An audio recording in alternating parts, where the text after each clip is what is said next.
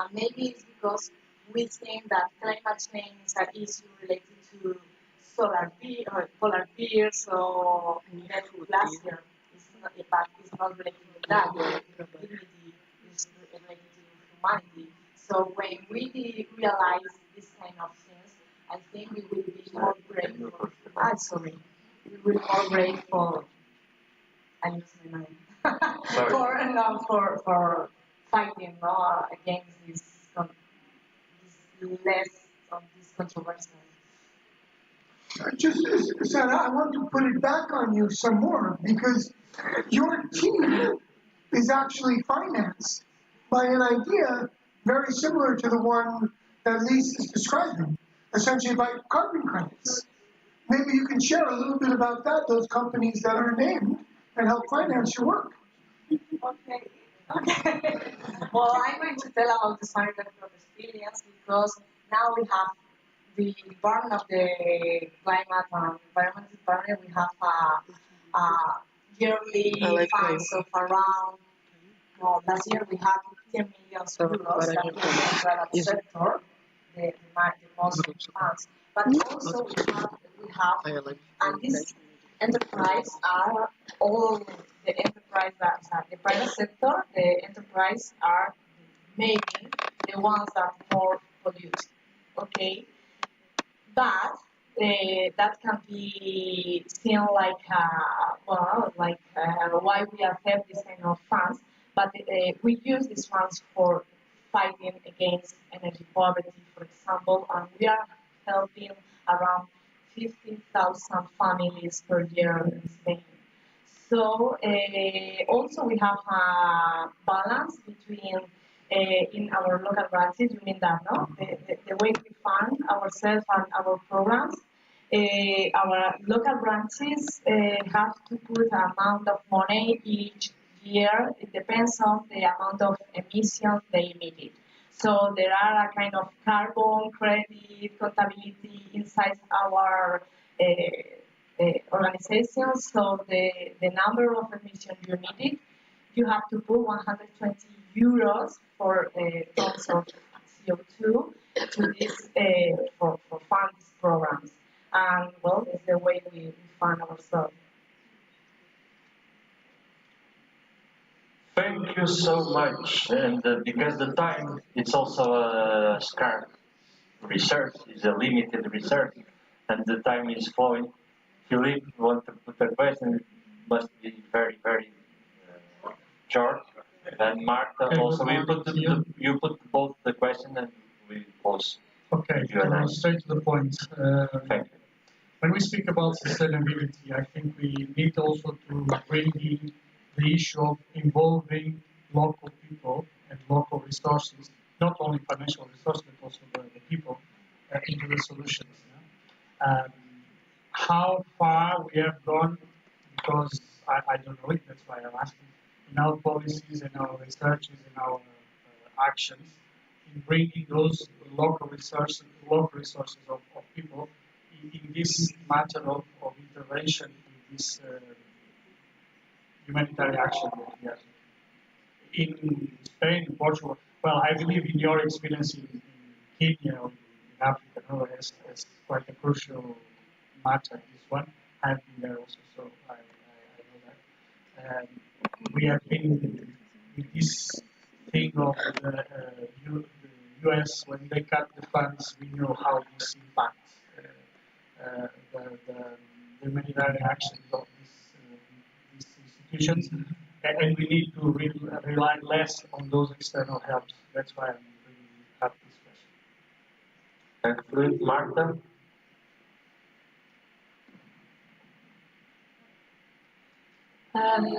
So I really wanted to thank your question and say that I have started as a youth volunteer as well in this area, and these were really this would take my sleep at night actually. And then inside of the Red Cross, because we are oriented by those 7 principles that you might know or you might have to be acquainted with in the future, now that you're a volunteer yourself, is that you can transform all of this unfairness, all of this inequity that we have in the climate crisis into positive impact. And that's what we do in the movement. So as Sarah was saying, yes, we have big polluters financing our stuff, but it's a way of doing good with the money that is coming from them. Okay? So what is in our reach, what we can do in our communities is the positive impact. And then my question actually is, sorry, my question is, looking inward, what we have been talking about here is looking too much outward. So what the Red Cross can do to the communities. But looking inwards, how do you think, in the Spanish Red Cross perspective, perhaps, how it has been adapting to all of these sustainability kind of working and to this changing of behavior, okay, inside of the branches, inside of the headquarters, in order also not to be only working outwards, but also our way, our logistical response, our emergency response to be sustainable itself and more like eco and green. Thank you. Thank you, Marta. Is the two last question, if you want to reply, someone, or pass to Sarah? Just very quickly to this first question. Yeah, you are right. I mean, my mind went also to Kenya and to many other examples. And Fleur, if you have a chance to speak with her, she would probably know even more examples. But there are many great cases throughout the world where national societies or Red Cross and Red Crescent organizations have relied on local knowledge in communities to design projects. And they will feel different than what might work in Portugal, but the same idea would be the same. Throughout, I know in Malawi, in Kenya, in Sierra Leone, helping communities designing maps that explain the risk, where exactly and what type. Communities figuring out and advising on drought-resistant seeds and irrigation. One example for me, or two, from Somalia that I was close to, the Federation helped the Somali Red Crescent develop what are called birkheads. They're like water reservoir places. But we made a mistake. We designed big ones for large areas. Nobody maintained them. And then we realized we needed to develop basically one for each household, or one for a family compound. We also supported tractor rentals in Somaliland. But when we rented and we provided access to tractors, the rains didn't come because weather patterns had changed and the rains were now coming in a different season. So we needed to create a more flexible system that maybe the money didn't always match the donor cycle, but we needed to accommodate for these changes in weather patterns. So there are many, many great examples, and it might not sound like, oh, you can't talk about Somalia here in Braga, but the concepts, the ideas, that the knowledge and the experience locally, and most recently, can inform the best solutions. And this needs to be communicated up and down the chain. Thank you. Thank you, Rob. Sarah, do you want to reply? Regarding the Marta question, well, we have built this program for the last 20 years, so it's a long way and long journey we have done, okay? But I think the key point is that we have made low-cost activities, but with high impact. Tailored design activities.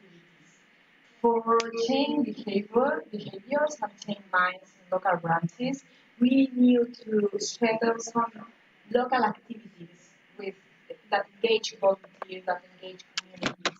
And we need to speak in terms, not technical terms, and we need to face reality. And this is the key, to face reality. People need to understand why we are doing some programs.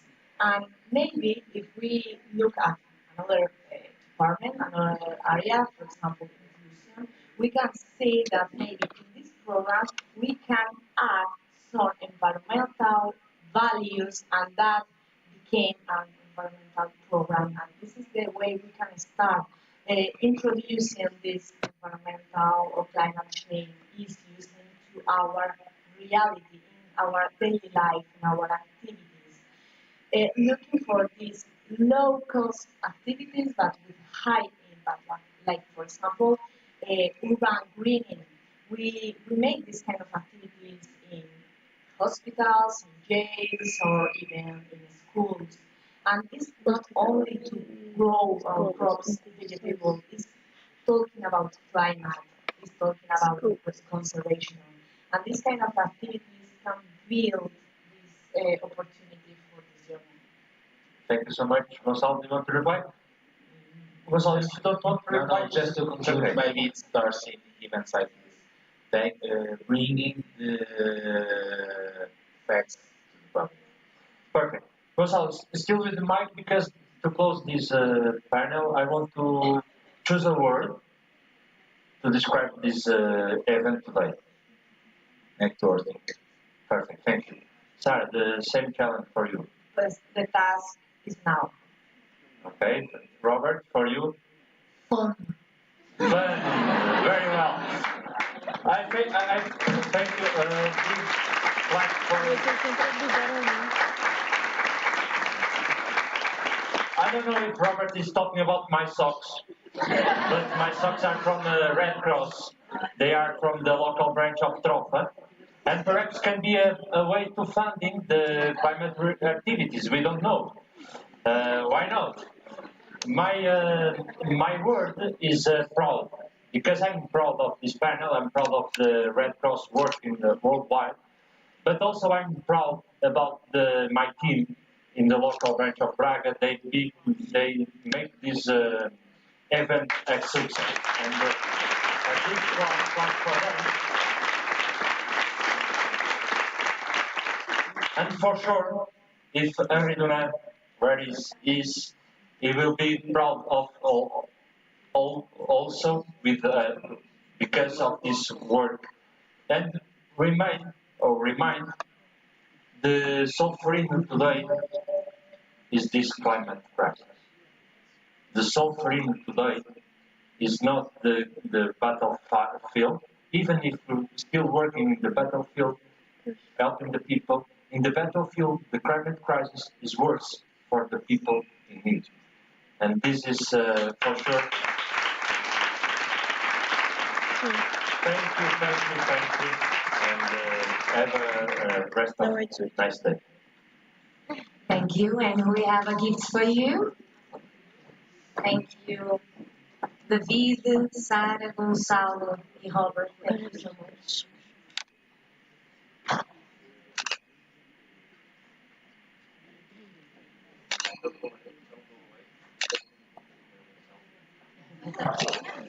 David e as suas meias e as suas selfies.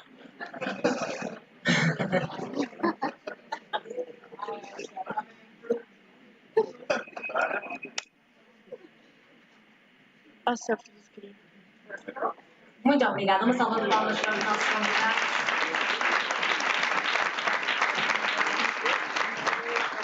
Amanhã já vai longa, mas peço apenas mais uns minutos, porque temos ainda aqui alguns momentos que gostaríamos de partilhar convosco.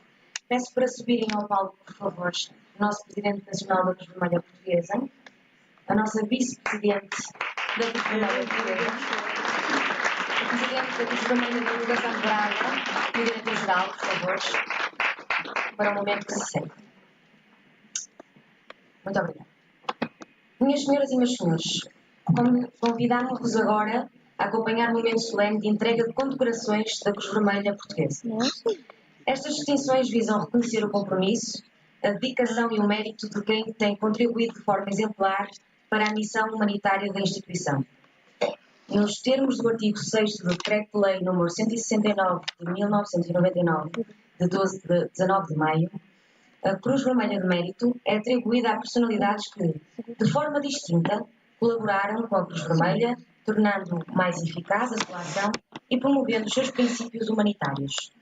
As personalidades que hoje homenageamos desempenham papéis fundamentais na gestão e reconstrução económico-financeira das estruturas locais, contribuindo de forma decisiva para o recurso da sua sustentabilidade e impacto junto das comunidades.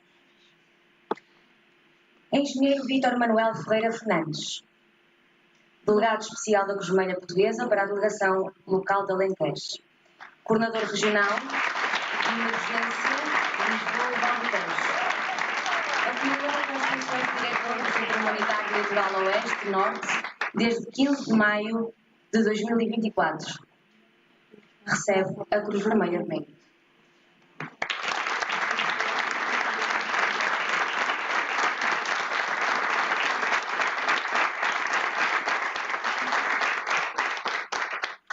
António José Rita Águas Fontes, Diretor do Centro Humanitário de Silves, Albufeira.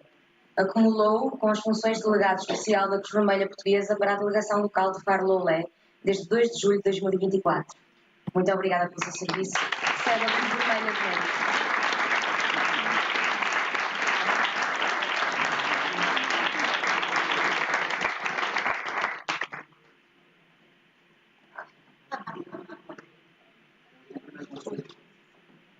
Doutora Lúcia Isabel da Silva Costa, Presidente da Comissão Administrativa da Delegação Local da Foz do Tejo, acumulou as funções de Delegada Especial da Cruz Vermelha Portuguesa para a Delegação Local de Setúbal desde 1 de janeiro de 2024.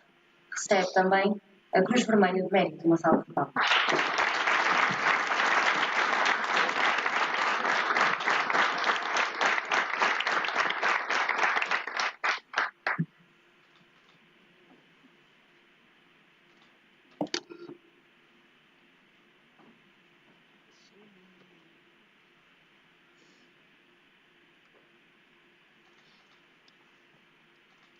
Doutora Isabel Maria Rodrigues Mascarenhas, Diretora do Centro Humanitário de Alvas.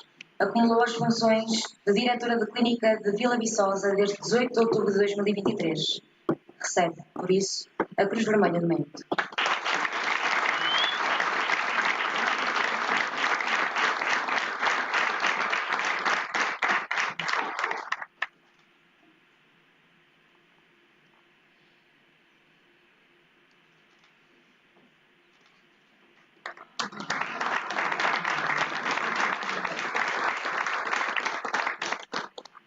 Doutora Rosália Isolina Bernardo Cardanha, Presidente da Comissão Administrativa da Delegação Local de Estremoz, Diretora da Unidade de Cuidados Continuados de Estremoz e Clínica Social Rainha Santa, Coordenadora Regional de Emergência de Alentejo. Acumulou com as funções de Delegada Especial da Cruz Vermelha Portuguesa para a Delegação Local de Beja desde 8 de agosto de 2024. Recebe a Cruz Vermelha de Mérito.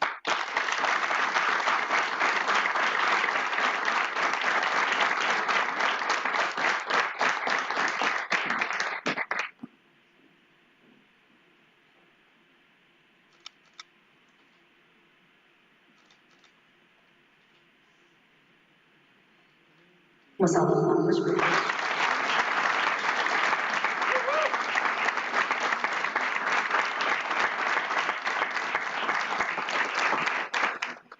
Agradecemos a todos os condecorados o vosso trabalho e desempenho na Cruz Vermelha Portuguesa. Muito obrigada.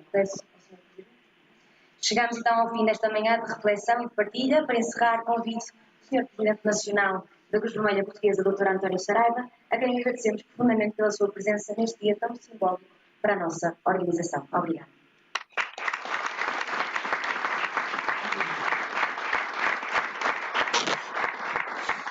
Muito obrigado e antes de vos dirigir umas breves palavras de encerramento desta ação desta manhã, que hoje aqui todos partilhamos, permitam-me que faça uma última distinção, que é, ao fim e ao cabo, um reconhecimento. Um reconhecimento a um de nós que, desde os 14 anos que é voluntário, há mais de 20 que está connosco, e agora que aceita outro desafio, e embora partindo, como nós dizemos na Cruz Vermelha, uma vez Cruz Vermelha sempre, Cruz Vermelha, apesar de partir, vai ficar. Não apenas na memória de todos nós, mas no seu voluntarismo, na sua dedicação, que sabemos que continuará a dispensar esta nova causa.